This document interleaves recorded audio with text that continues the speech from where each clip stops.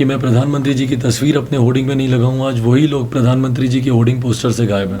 मैं प्रधानमंत्री जी की विकास की सोच के साथ था, हूँ और रहूँगा। बिहार में बने केंद्र में जैसे भाजपा के नेतृत्व में, वैसे ही बिहार में भी भाजपा के नेतृत्व में भाजपा लोजपा सरकार बनाई जाए। एक बेटे के सर पे पिता का साया नहीं रहे, मुझे लगता है कि आज जब मैं उस बात को अनुभव कर रहा हूँ तो मुझे समझ में आता है कितना बड़ा वैक्यूम क्रिएट हो जाता है। एकदम से सारी चीज़ें धराशायी होती हुई सी दिखती हैं, और वो भी एक ऐसे समय पर जब शायद मुझे उनकी सबसे ज़्यादा ज़रूरत थी।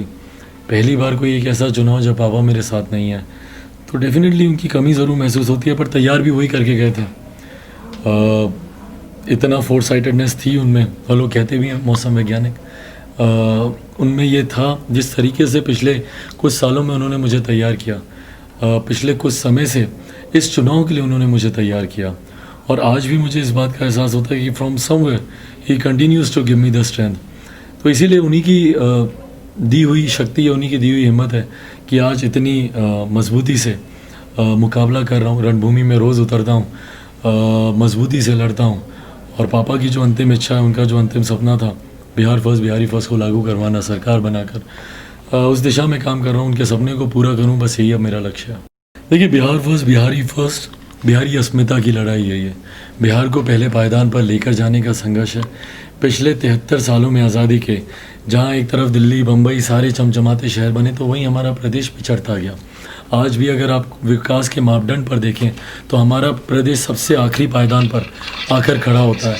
तो ये हम लोग के लिए चिंता का विषय रहा है कि क्यों आज भी हमारे प्रदेश में पलायन होता है, क्यों आज भी हमारे प्रदेश में विकास उस तरीके से नहीं है जिस तरीके से होना चाहिए, क्यों कोई दिल्ली का लड़का बिहार नहीं आता शिक्षा के लिए, मुंबई का लड़का बिहार नहीं आता रोज़गार के लिए, क्यों हम बिहारियों को भी दूसरे प्रदेश जाना पड़ता है।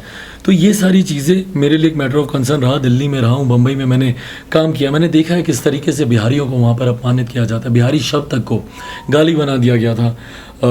बिहारी अस्मिता की जब मैं बात करता हूँ, लोग परहेज़ करने लग गए थे बिहारी शब्द का इस्तेमाल करने के लिए, अपने आप को बिहारी बुलवाने में। दूसरे प्रदेशों में आप जाकर देखें, वहाँ पर अगर किसी को आपको अपमानित करना है तो बोलते थे बिहारी जा रहा है, बिहारी जा रहा है।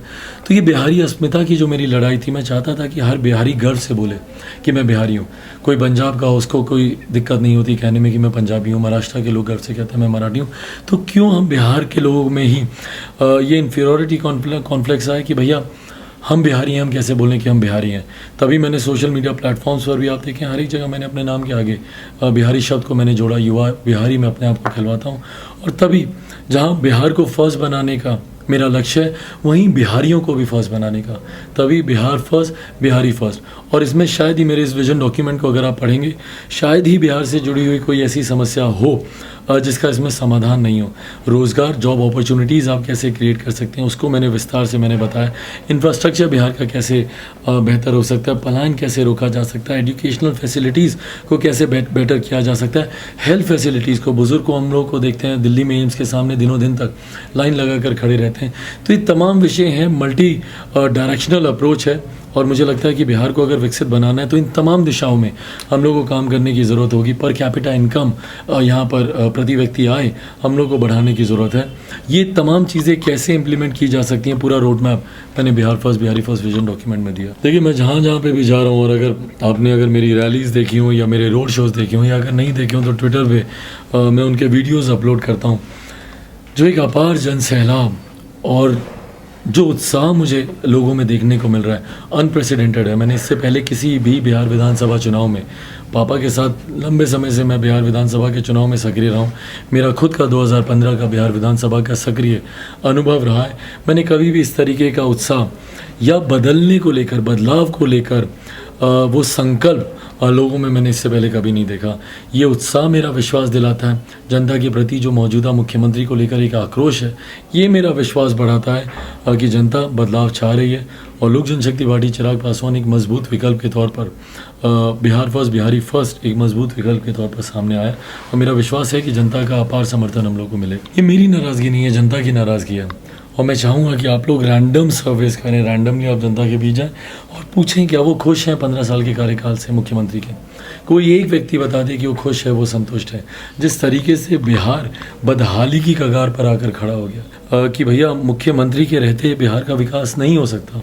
मेरी खुद की नाराज़गी नहीं, बट उनके विकास की सोच के साथ मैं सहमत नहीं हूँ। आपको Bihar as a whole, Bihari as a whole, 12 crore बिहारियों की आपको बात करनी होगी, उनके विकास की बात करनी होगी जो मुख्यमंत्री नहीं करते। उनकी विकास की सोच के साथ मेरी विकास की सोच मायने नहीं रखती। मैं नहीं मानता कि भैया बिहार में सिर्फ नली गली बनाने से विकास होगा। अब दुनिया तो भूल जाइए, देश में जो विकास के मापदंड हैं, लोग आईटी सेक्टर्स की बात करते हैं, जॉब अपॉर्चुनिटीज़ क्रिएट करने की बात करते हैं, मल्टीप्लेक्सेस की बात करते हैं, मेट्रोज़ की बात करते हैं, इंफ्रास्ट्रक्चर को बेहतर खूबसूरत बनाने की बात करते हैं, और हम लोग नली गली की बात करते हैं, हर घर नल का जल पहुंचाने की बात करते हैं। लास्ट टाइम मेरे मुख्यमंत्री ने कब इन्वेस्टर समिट किया मुझे पता भी नहीं। सिंगल विंडो क्लियरेंस ही नहीं है यहाँ पे कि कोई इन्वेस्टर यहाँ पर आए। निवेशकों की इच्छा शक्ति दम तोड़ देती है जब तक वो विभिन्न विभागों से एनओसीज और क्लियरेंसेज लेते हैं। क्यों आपने सिंगल विंडो, आपने क्लियरेंस का सिस्टम आपने नहीं बनाया? क्यों आपने लैंड रिफॉर्म्स इतने सालों में चेंज नहीं किए ताकि निवेशक, हाँ हवा में फैक्ट्रीज तो नहीं खड़ी करेंगे ना, आपको ज़मीन देनी होगी, कैसे देंगे आप ज़मीन? आपके लैंड रिफॉर्म्स ऐसे हैं। तो इस दिशा में मुख्यमंत्री काम ही नहीं करते। मेरा प्रदेश एक ऐसा प्रदेश है जहाँ पे अनंत संभावनाएं हैं। रिलीजियस टूरिज्म को लेकर इतनी खूबसूरत संभावनाएं हैं। मैं परसों गया था माता सीता के दर्शन करने, खैर वो मेरी व्यक्तिगत आस्था का विषय है। मैं अपनी माँ से बहुत प्यार करता हूँ और मेरा मानना है कि माता सीता मातृत्व का स्वरूप है। मेरा मानना है कि वो नारी स्वाभिमान का स्वरूप है, और मैं चाहता हूँ कि बिहार की नारियाँ अपने स्वाभिमान की लड़ाई वो भी लड़ें। तो खैर मेरा व्यक्तिगत आस्था तो एक तरफ, बट इससे रिलीजियस टूरिज्म कितना डेवलप होगा। अब अगर सीतामढ़ी को अगर आप डेवलप करेंगे, मैं मानता हूँ कि भैया माता सीता भगवान राम बिना अधूरी हैं, भगवान राम माता सीता बिना अधूरे। मैं चाहता हूँ कि अयोध्या और सीतामढ़ी के बीच एक 6 लेन का एक कॉरिडोर बने, सियाराम करके वो कॉरिडोर बनाया जाए, ताकि जो भी भगवान राम के दर्शन के लिए जाएँ वो सीतामढ़ी जाएँ माता सीता के दर्शन के लिए। उससे जॉब अपॉर्चुनिटीज़ क्रिएट होंगी। कैसे? क्योंकि पर्यटन बढ़ेगा, देश विदेश से सैलानी वहाँ पर आएंगे, वहाँ पर रिजॉर्ट्स बनेंगे, होटल्स बनेंगे, एजुकेशनल हब्स बनेंगे, एमएनसीज आएंगे, फूड जॉइंट्स, फूड कोर्ट्स वहाँ पे खुलने लग जाएंगे, स्थानीय लोगों को रोज़गार मिलेगा। ये एक जगह है। इसी तरीके से बोधगया को आप अंतर्राष्ट्रीय स्तर पर आप उसको डेवलप कर सकते हैं। लछवाड़ भगवान महावीर की जन्मस्थली हो, या वैशाली हो, या गुरु गोविंद सिंह जी की पटना साहिब हो, कितनी ऐसी जगह हैं जिनको हम लोग इंटरनेशनल स्तर पर उनको डेवलप कर सकते हैं। आस्था से जुड़े हुए लोगों को तो भावना को सम्मान मिलेगा ही मिलेगा, बट रोजगार, जॉब अपॉर्चुनिटीज़ और इंफ्रास्ट्रक्चर को भी काफ़ी बल मिलेगा। मैंने कहाँ पे प्रधानमंत्री जी की तस्वीर का इस्तेमाल किया मुझे ही नहीं पता। क्यों इन लोगों ने ये बात बोलनी शुरू की कि आप तस्वीर का इस्तेमाल नहीं करेंगे? इन एंटीसिपेशन बोलना शुरू कर दिया कि आप तस्वीर का इस्तेमाल नहीं करेंगे।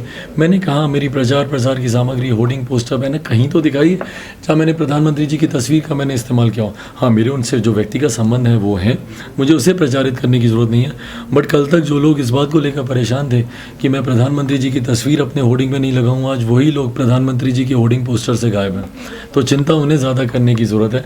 बट बहरहाल मैं प्रधानमंत्री जी की विकास की सोच के साथ था, हूँ और रहूँगा। इस बात को मैंने कहा है कि चुनाव परिणामों के बाद मैं चाहता हूँ और मैं प्रयासरत हूँ, मैं संकल्पित हूँ कि सही मायनों में डबल इंजन की सरकार बिहार में बने। केंद्र में जैसे भाजपा के नेतृत्व में, वैसे ही बिहार में भी भाजपा के नेतृत्व में भाजपा लोजपा सरकार बनाई जाए। देखिए, मौजूदा मुख्यमंत्री तो दोबारा कभी प्रदेश के मुख्यमंत्री नहीं बनने जा रही, ये बात स्पष्ट है।